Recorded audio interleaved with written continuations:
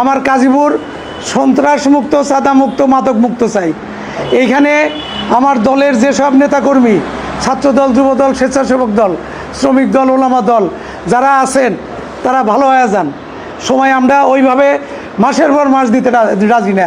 আমরা জানি, পুলিশ যেমন জানে যে কাজীপুরে কোথায় কি চলতেছে, কি করতেছে, আমরা নেতৃবৃন্দও জানি আমার কোন নেতা কার সাথে মিশতেছে, কোথায় কি করতেছে, আমাদের কারো বলা লাগবে না, আমরা নিজেরা জানি।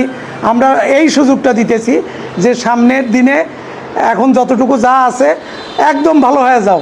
ভালো না হলে আমরা প্রয়োজন বোধে ওই নেতাকর্মীকে দলের থেকে বহিষ্কার করব, পুলিশের হাতে আমরা মানে শপথ করে দিব আর কি।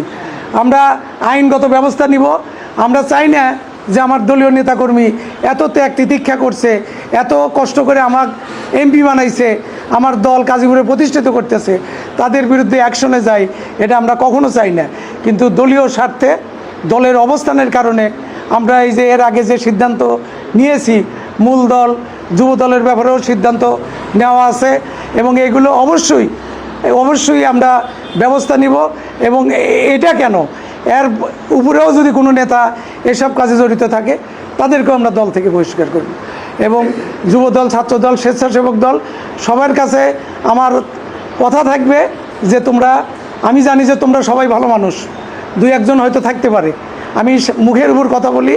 এবং এই যে আসার সময় রতনেক বলছি, আমাদের এই যে এই রতন, পাশানিপাড়ার রতন, ওই যে খুদবন্দির রতন, তার ছেলে হলো একেবারে মাদকের সাথে, ব্যবসার সাথে জড়িত। আমি যেখানেই থাকি আমার কানে সব আসে। ও যদি সংশোধন না করতে পারে, বাবলুর বেটাক সংশোধন করতে পারে নাই, দলের থেকে বহিষ্কার হয়েছে। রতনের বেটাক সংশোধন করতে না পারলে রতন সহ সব বহিষ্কার হবে। মাইজবাড়ির ঘটনা আমি জানি, মাইজবাড়িতে যারা এই সবের সাথে জড়িত ছিল তারা এখন ওইখান থেকে বের হয়ে আসতে পারবে। সুযোগ দিতে চাই, এই সুযোগ যদি কাজে না লাগায় তাদেরকেও আমার দলীয় নেতৃবৃন্দের সাথে করে নিয়ে আমি বহিষ্কার করব। কোনো অবস্থাতেই কাজীপুরে মাদক চলতে দিব না, সন্ত্রাস চলতে দিব না, চাঁদার কার্যক্রম এখানে চলতে দিব না। আজকে আমাদের মাননীয় প্রধানমন্ত্রী